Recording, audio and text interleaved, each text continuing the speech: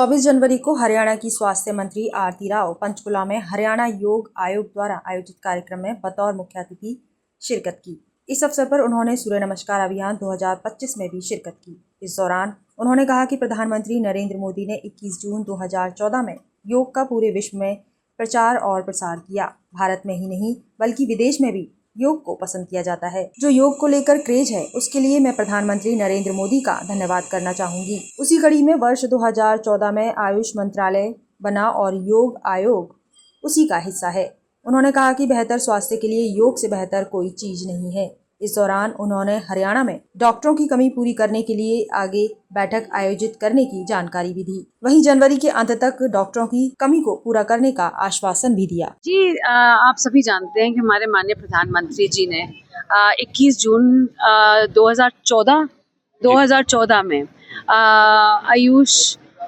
Department ही नहीं, मैं बोलूँगी योगा को पूरे संसार में ऐसा प्रदर्शित किया है कि आज के दिन सभी के, मैं बोलूँगी भारत में ही नहीं विदेश में भी आज के दिन जो क्रेज़ है योगा के लिए, उसके लिए मैं अपने हमारे प्रधानमंत्री जी का बिल्कुल धन्यवाद करना चाहूँगी। और उसी कड़ी को आगे लेते हुए आयुष मंत्रालय बना है 2014 में और योग आयोग उसका हिस्सा है। और मैं समझती हूँ कि जैसे मैंने पहले भी कहा है कि हेल्थ, अगर हम प्रिवेंट कर सकते हैं बैड हेल्थ को तो वैसी और कोई चीज़ नहीं है।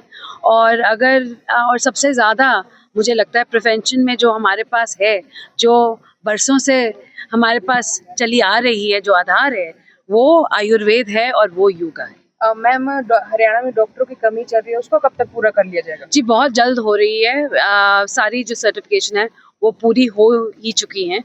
आज मैं मीटिंग भी लूँगी कि कब कहाँ तक पहुँची बात, और मुझे बोला गया है कि जनवरी एंड तक ये हो जाएंगे। मैम, प्रदेश अध्यक्ष मोहनलाल बड़ोली पर इल्जाम लगे हैं, उसको लेकर उनकी पत्नी मांग कर रही है कि सीबीआई की जांच होनी चाहिए इस मामले को। आप किस तरह इसको लेकर? क्यों नहीं होनी चाहिए?